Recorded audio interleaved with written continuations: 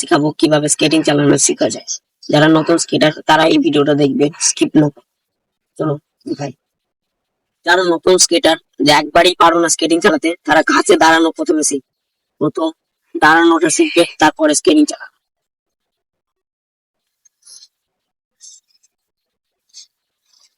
বন্ধু, আপনারা দাঁড়ানো শিখে যান, তারপরে ঘাসেই প্র্যাকটিস করবে।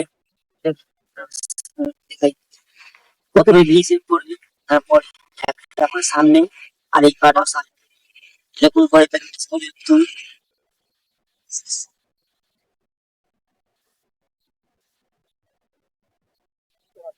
এগুলা ঘাসে যেমন করলাম সেরকম রাস্তায় এসে করবো। প্রথমে এক পা এখানে, এক পা এখানে, এক পা এখানে, এক পা এখানে, এখানে, এক পা এখানে। আপনাদের একটা গুরুত্বপূর্ণ কথা বলে দিই যে গার্ড ছাড়া স্কেটিং চালাবেন। স্কেটিং গার্ড ছাড়া স্কেটিং চালাতে গেলে ধরুন এরকম স্কেটিং চালাচ্ছেন, যদি এরকম পড়েন একটু ছিঁড়ে পালিয়ে যায়। সব কোথা টিপস একবারে করে দেখা যাক কিভাবে চালাতে হয়। এক পা এরকম পুশ করতে হবে, এই পাটা পুশ করতে হবে, এটা সামনে আনতে হবে, আর এই পাটা পুশ করতে হবে, এই পাটা সামনে আনতে হবে, এই পাটা পুশ করতে হবে, এই পাটা সামনে। বন্ধু, এই টিপস গুলো ফলো করার পর এগুলা জোরে কিভাবে চালাবে,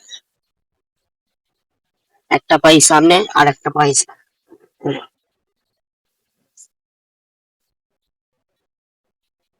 এই টিপস গুলো যদি ফলো করে চালান স্কেটিং, তাহলে অবশ্যই স্কেটিং চালাতে শিখে যাবেন। ঘাসে ভালোভাবে প্র্যাকটিস করার পর রাস্তায়, আর কাঠ ছাড়া স্কেটিং চালাবেন না।